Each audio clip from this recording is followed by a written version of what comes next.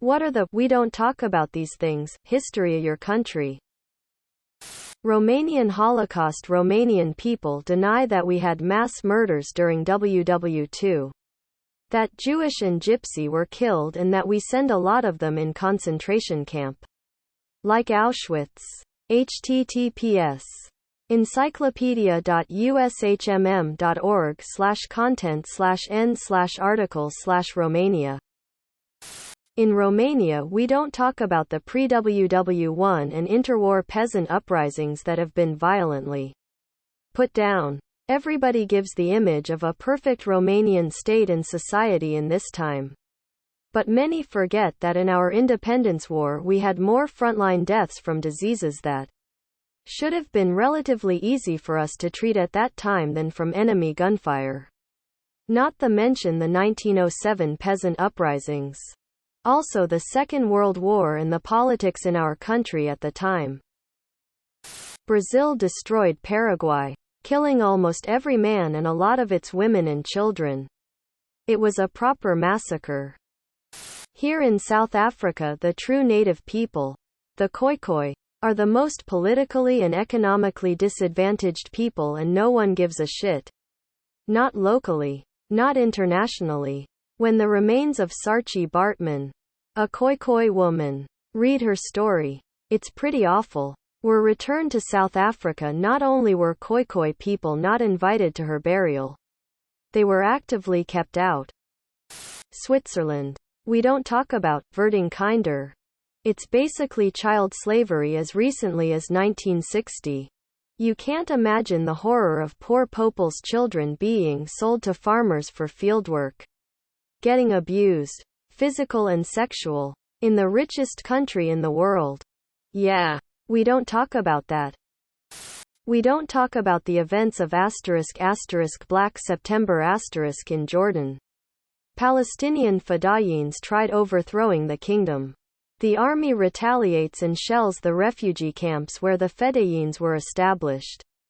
They were eventually expelled. It's seen as a moment where a brother lifted his rifle against his own brethren. And a spark of racism between Transjordanians and Palestinian refugees. Edit. It's an event both Jordanians and Palestinians don't like talking about, so it's more complex than one side being guilty. What's a piece of propaganda that to this day still has many people fooled? That one Lemmings documentary saying they'll all follow herd mentality and will run off a cliff if one of them does it. The film crew actually chased them off the cliffs. Guinness is high in iron. This was used to market beer to pregnant women. For real. http://news.bbc.co.uk/2/health/3266819.stm. 1 ounce of nuts has twice as much iron as a Guinness. Dark roast coffee having more caffeine than light roast. People still don't believe me.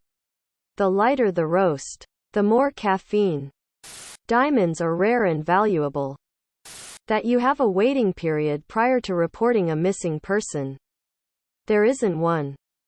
That carrots make you see better in the dark. The claim originated with the British to explain why they were shooting down so many German planes. They had actually invented radar. Edit. Just because this is blowing up and it's tangentially related. Rabbits shouldn't really eat carrots much at all. They are too high in sugar and lack the nutrients they need.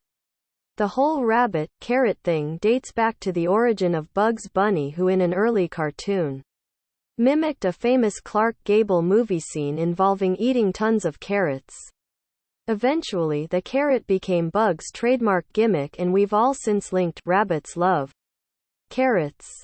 But please, don't feel carrots to your rabbits, folks. They're bad for them.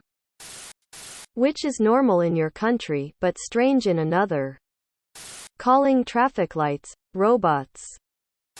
Getting your car smashed in by a kangaroo one day. Then having your suspension wrecked by a wombat 2 weeks later. Being terrified of common neighborhood birds every spring. Custom meds. I recently found out that in most countries, You can't just go into a pharmacy, drugstore with a prescription and have the pharmacist prepare a set of pills, ointment, cream for you. I used to have severe dandruff problems. Went into a pharmacy and asked for something. The pharmacist asked how severe, for how long, what kind of shampoo I have and how greasy my hair is, and told me to come back 2 days later. She handed me a container with a cream-like substance in it which just had a handwritten label on, with saying, my name, dandruff shampoo. I paid the equivalent of $4 and was told to use it twice a week for no longer than a month. Never had any problems with dandruff since. I made a post about it in our Tifu about how I'd been neglecting my dandruff problems for years while it had such an easy fix, and people kept PMing me about the brand of the drug.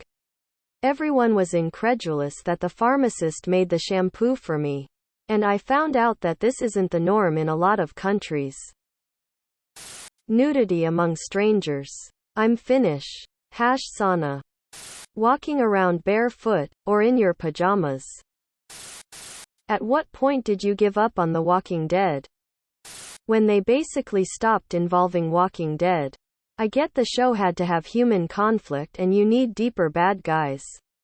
But it became a revolving door of fresh beginnings into total failure for the main characters over and over again.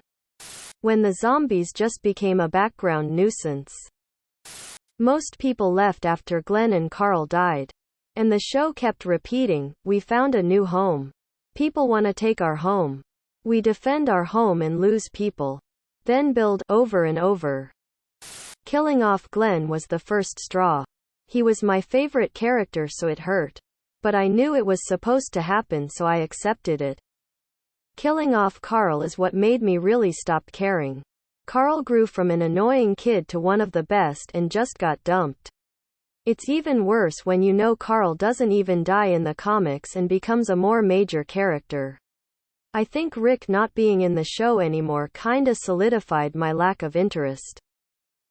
That episode where the dude with the baseball bat and barbed wire had all of them kneeling down and I think he killed Glenn? Up to that. Watched every episode religiously. Just gave it up cold turkey and never looked back. The Junkyard People. A few years after the world ends and no one can speak in full sentences? What is one thing a person has said to you that made you think, wow, this person is an idiot? For 2 painful years at my former employer, I worked for a very dangerous idiot. He got hired in because he rubbed elbows with the right executive. And now this buffoon was responsible for $40 million of business of which he had no grasp on reality. One day he walked around the place praising himself for winning another major contract. Everything he won wound up being a disaster.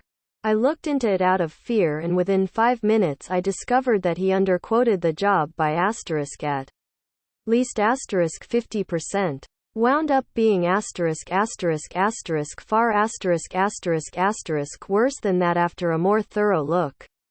I brought this up to him. His response was, yeah, but I sold it at 40% margin. My ex's brother in full confidence said lava was 2 words. Tried to explain it's 2 syllables. Not words. I was the idiot apparently. When someone said they had gotten into the Senate 180 years ago, while standing in the middle of Disney World and staring at a foldable paper map of the park in her own hands, my sister-in-law goes, why doesn't this map tell me where I am? These maps usually have a little arrow that says something like, you are here, so you know where you're at.